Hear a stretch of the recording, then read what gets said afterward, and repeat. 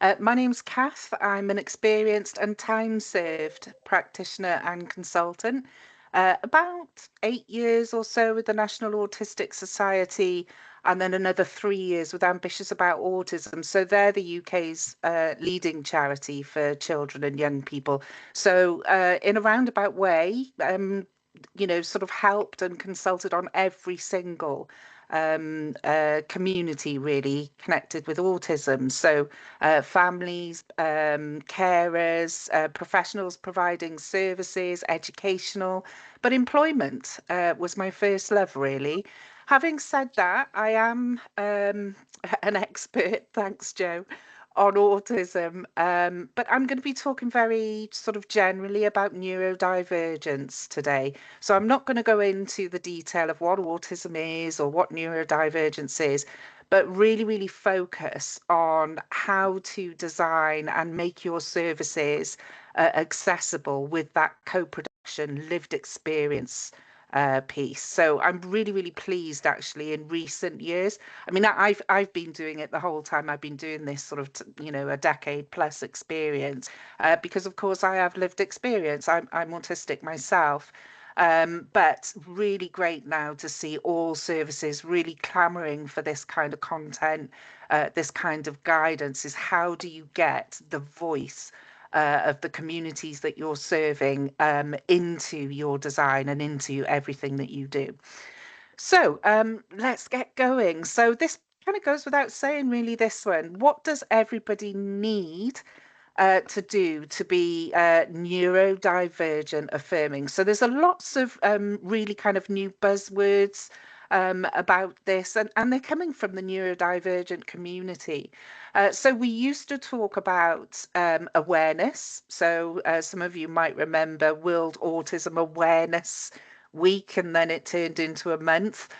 We moved on from awareness to acceptance. So acceptance is where what you see most campaigns now out there. They're talking about autism acceptance rather than awareness. So it's not enough to be aware. But we're actually now, sort of moving firmly into this, which is where we should be, which is rather than just accepting, we need to affirm. And to do that, really, it's about, and you can read more research on this. Damien Milton, who's an autistic researcher down at the University of Kent, the Tizard Centre, has led the research really around that kind of disconnection between the autistic community and the non-autistic community. What we know now, and it's been shown through empirical evidence, is that it's non-autistic people who struggle more so to understand and affirm autistic people than it is the other way around. So it's about looking at it from the autistic community, the neurodivergent community's viewpoint. And what is absolutely vital to that is getting that lived experience voice through and that co-production at every single stage of everything that you do. So let's look at the principles, core principles of everything that is neurodivergent affirming. So split broadly into three different areas. So you need to prioritize, support, and adapt. So in terms of prioritizing, there we go, lived experience, that's that co-production piece. Intersectionality, really, really important as well, and accepting difference. So we've still got that word there, accepting. Support. So you need to support the communities and individuals' self-advocacy and autonomy, as well as their adjustments.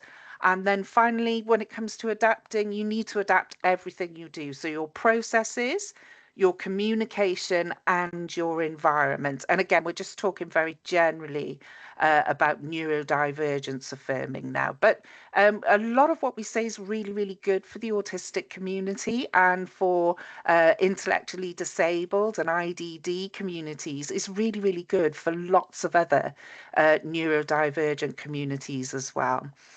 So let's break that down now, and we'll have a look at each of those areas in turn. So when we're talking about lived experience, there's two key ways really to get this into, what you do. And I would stress really, really strongly, I know that Cardiff City Council have got a neurodivergent staff network, but if you don't have one of those in your organisation yet, I'd strongly recommend that you go about implementing one, putting resources to it, and get one started, because that's a really good place to get that lived experience and that voice into your work. Because don't forget, your employees, your staff are also service users as well. And then secondly, which is where we probably would tend to go normally, is externally to the community, service users and their carers and the professionals who support them. So I want to have a look now at some of the barriers and really simple solutions. As I said, I'm going to fly through this. You'll have the slide decks if you've not already got them, so you can go back and look at this further. I've put references to where this has come from, and there's a really nice overview actually, which has come from the National Collaborating Centre for Mental Health. It's quite an old kind of overview of this approach, but it's one that I really, really like. So when we're thinking about your organization, okay, what are the barriers within your organization and simple solutions to actually doing co-production and getting lived experience in everything that you do? So first of all, time constraints. I hear this a lot from organizations saying that we haven't got time. And of course, time is resource, which is money. There are ways to get this in with really, really good planning. But I would advise that at any point, and I've seen it doesn't matter at what point you're along in your process, stop where you are and get it in from that point forward. It's better to have some than none at all. So a really simple solution there. Lack of support, okay, from sort of internally, other departments, sometimes senior leadership as well. I'm not sure how many senior leaders we've got today here. But yeah, so it's really about being a real advocate for this kind of work and promoting the benefits and the value of it. It's much better to get it right at the start than to have to deal with the complaints and for things to fall down later on. So promoting those benefits and value will really help. Clear messaging with everything that you do, and make sure you've got that information, that you're putting on events to brief the organisation. Why are you doing this? What's it about? And what are the benefits for everybody involved in it? Resistance to change. Nobody likes change. I do think actually that we're slightly better at this since the pandemic. We had to be. It's a bit like the war, isn't it? Needs must. And I think that actually post-pandemic, I think lots of organisations that I'm working with are easier when it comes to change now, but still resistant. So it's really about supporting with really robust, carefully designed tools, training, and resources as well to make it as easy as possible for that transition. And as well, senior leader buy-in and leading by example. So I was at an event 3-4 months ago, actually, where somebody said they were a diagnostician, that they would like to see every single senior leader in every single organization screened for neurodivergence. And then, model that kind of confidence and that acceptance. And I think that makes the biggest difference, actually, myself. Cost and resources. So again, a massive barrier. Again, being creative with your funding sources. But something I saw suggested, and it was actually in this guide from the Centre for Mental Health, was that executives actually have a pay cut to contribute and fund it, which I thought was a fantastic idea. Probably not so popular with the executives themselves. And then finally, we've got unclear roles. And again, it can get very messy about sort of how much, authority or agency, sort of lived experience professionals are. And lots of organizations now are actually starting to design and advertise for lived experience roles. So you'll have a lead. So I've seen ones recently where it sits at the same level as director. And I think that's something that really, should be thought about and should be considered very carefully. And again, really well-defined role descriptions and treated and, offered as a role, a paid role as an employee within your organization, so that it's taken seriously as well. And that will affect every other barrier here positively and start to break down, as you go through. So the second kind of part of lived experience is thinking about those barriers to engaging participants. I think it's the most common question I'm asked is how do we engage the communities when they're not on the internet, they're really difficult to reach, there's language barriers, other barriers.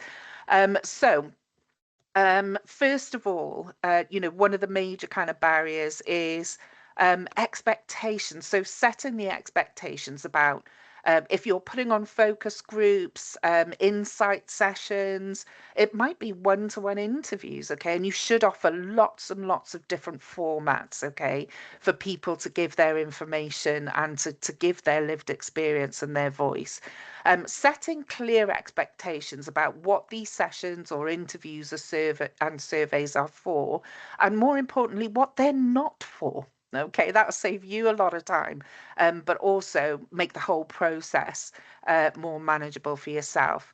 And really, really good preparation. When we're thinking about neurodivergent communities in particular, and for those that have been on neurodivergence training, and particularly autism and ADHD, you know that, taking away uncertainty and really backing that up with really good visual materials, infographics, for people who are dyslexic and ADHD who can't read large volumes of text, having video formats as well, making it as accessible as possible, but really giving that information about the whole process. What is it for? What is it not for? And what can the person expect and what you expect from them?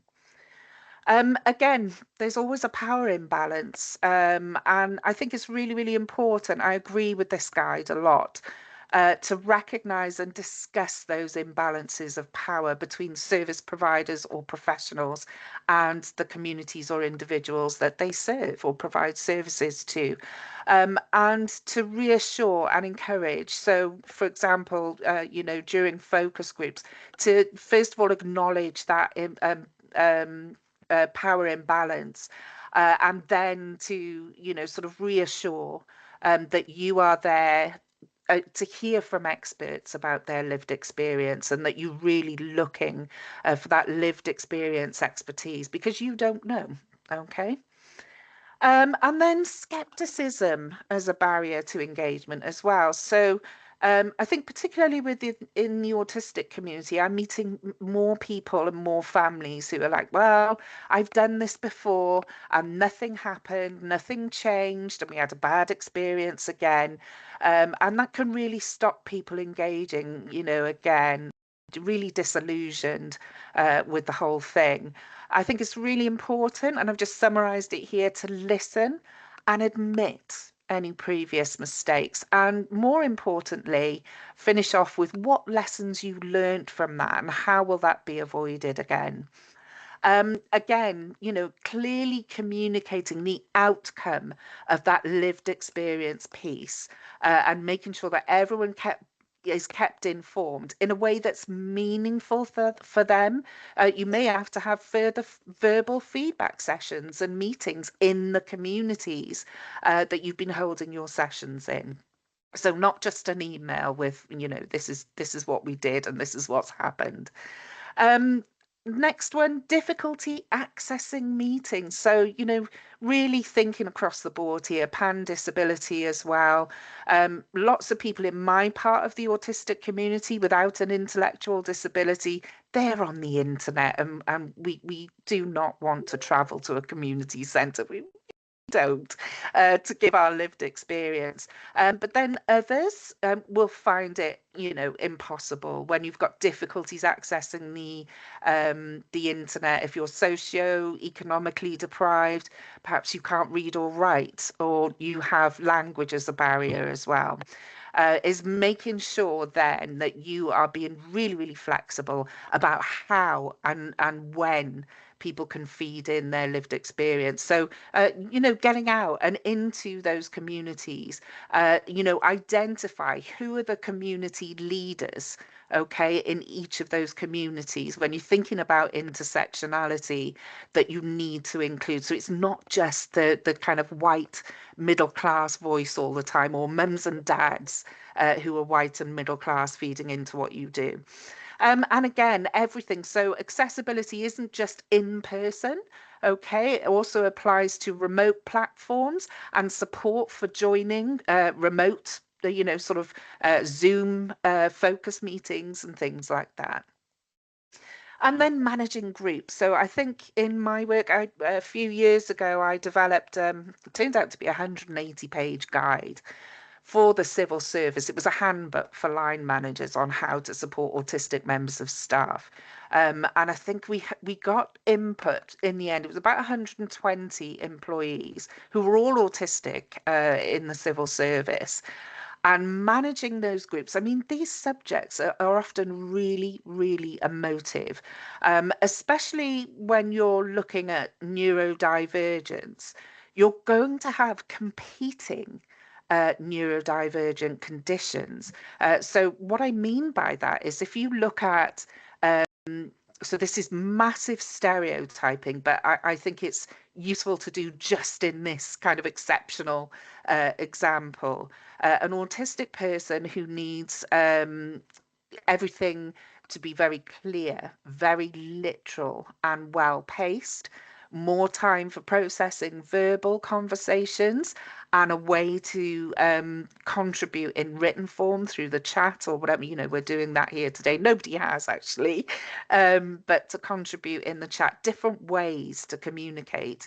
Versus perhaps the dyslexic community or the ADHD community, who may be talking in a, sort of very infused way, quite a sporadic way as well. So managing groups with different experiences, different needs when it comes to communication and processing what's being said can be really, really difficult. And I see it even within groups of autistic people. And again, so, being really, really flexible and making sure that you've covered every single way. And if the best way really to make sure that you are truly accessible is to include an adjustments pledge on everything that you do. So on all of your communications about either your focus groups, your insight sessions, your meetings, your one-to-one interviews, you put on, at the end of it, is if there's anything we can do to help you attend this, let us know. That's an adjustments pledge. You're not asking if somebody needs reasonable adjustments, although you can, to discuss them. And, that way you're being truly inclusive by putting that adjustments pledge on all of your communications, your websites, your leaflets, your infographics, and during your verbal conversations as well with the communities that you're trying to engage. And then finally, with the managing the groups, is to provide that support and to make sure that there is a consistent and named contact to get in touch with before, if they need extra information, extra detail, or have got any worries or concerns about taking part, during as well, but also after for that follow up. Again, so, these topics are really emotive. Depending on what service you're providing, the people who usually get involved in this kind of lived experience contribution have had bad experiences and negative experiences, and it's very emotive.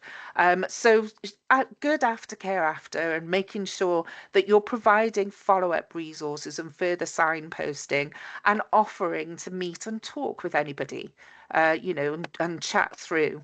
after the sessions if they need it as well, so that you can provide further support and signposting and referrals if you need to. And then finally, the same voices. I've seen this happen over and over and over again. Um, I'm this person. I really like to talk. I join every lived experience group, and I'm very dominant. It's really hard to stop me talking, which is why I do what I do, why I'm a consultant and why I'm a trainer. But yeah, the same kind of dominant voices all the time. So again, this is about really examining your recruitment methods and not just having your standard list of 10 people that you always fall back on, making sure that you are recruiting in various different ways. So you're recruiting in the community, you're holding information sessions and briefings at events that are really embedded in the heart of the community. So you've got your stands and your stalls at various community activities and social media campaigns as well. So that should be ongoing and constant, that process of recruitment all of the time, so that you get fresh voices, new voices in all the time. So I've talked about intersectionality a lot, and if you remember, it's only the second one. I'm not going to go through every single one of these, okay? But but intersectionality, if we look at that, just a second. Okay, so particularly when we think about neurodivergence and intersectionality, there are some really, really common themes in the neurodivergent community. So the neurodivergent conditions. If you take autism, it rarely comes alone. Okay, I don't think I've ever met anybody where they don't have at least one or more than one other neurodivergent condition. We've got lots of crossover with intellectual disability, IDD as well, mental health, and then acquired neurodivergence, which is neurodivergence due to brain illness. It could be disease or trauma. Very common health conditions. Again, this is quite specific to the autistic community. Hypermobility, Ehlers-Danlos syndrome, for example. Epilepsy, quite common, more common than it is for non-autistic communities. Allergies and intolerances to different foods and substances. Digestive issues, POTS, which is postural orthostatic tachycardic syndrome, which is why we shorten it to POTS. And Erlen syndrome. So again, this all needs to be taken into account. Erlen syndrome is where text will shake. Anybody got Erlen syndrome here? Maybe a quick hand up. Yeah, it's quite common. Lots of people don't realize they've got it. The text shakes. Sometimes it can be quite a gentle shake, and you can wear coloured filtered glasses for that.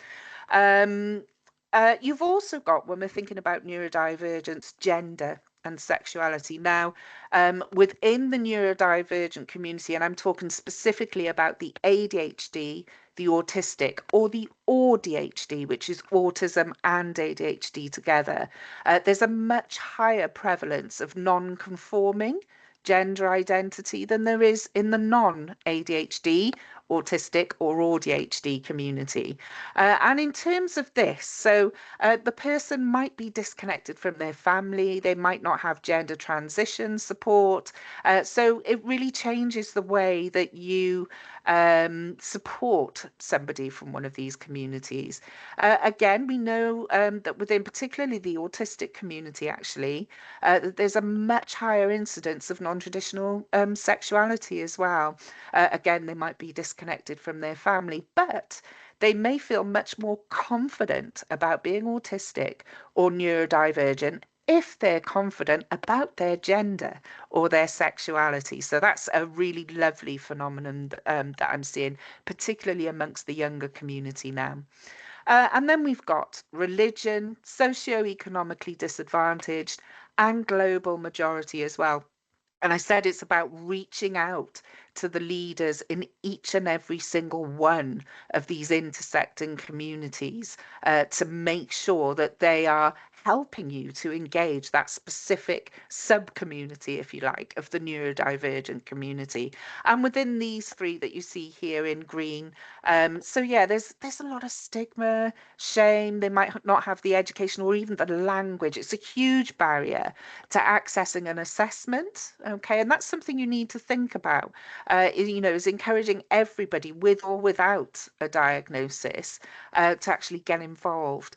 And again, global majority as well. There really real amounts of inequality really when it comes to accessing a diagnosis and then support after a diagnosis, and then also acceptance from within your own community. There we go.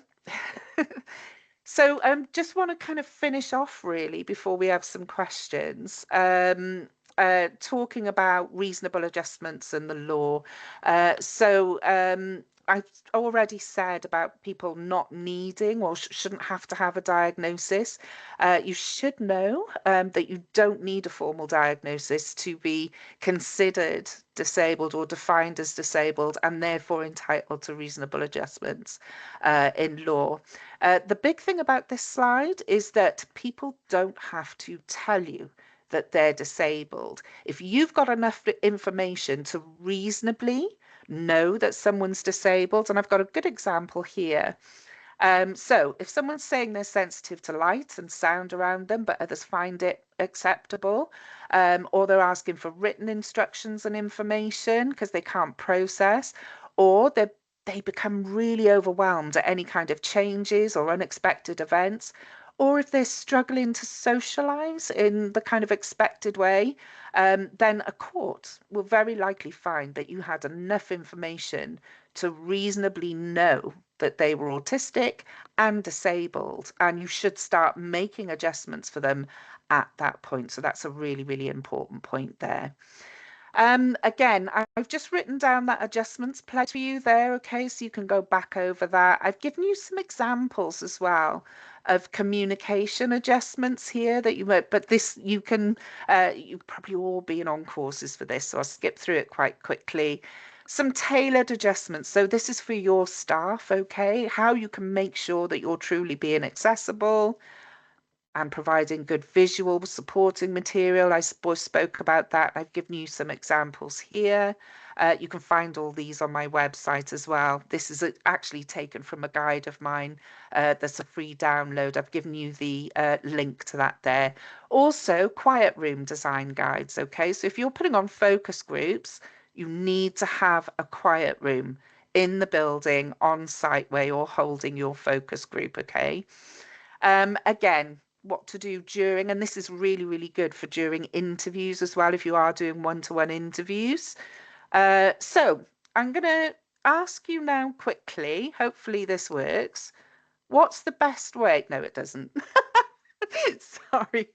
So the best way, I'm just going to tell you, to build trust, particularly with an autistic person, is to say what you mean and mean what you say. So what do we mean by that? It's about being clear and literal when you communicate. Don't put the mental heavy lifting burden on the autistic person to try and work out what you're saying from your implied or vague or ambiguous messages. Say what you mean, be clear, literal, and direct. Mean what you say, that means deliver your commitments in the way and at the time that you say you will. And it looks really simple, but this is the best way to build trust with the communities that you're trying to engage. Some further resources there. So all free guides you can download. I've also got a YouTube channel, which has got lots of lived experience films on there as well, talking about accessible mental health services and lots of different aspects of everyday life. So for short bite-sized learning films, hopefully you'll find those helpful.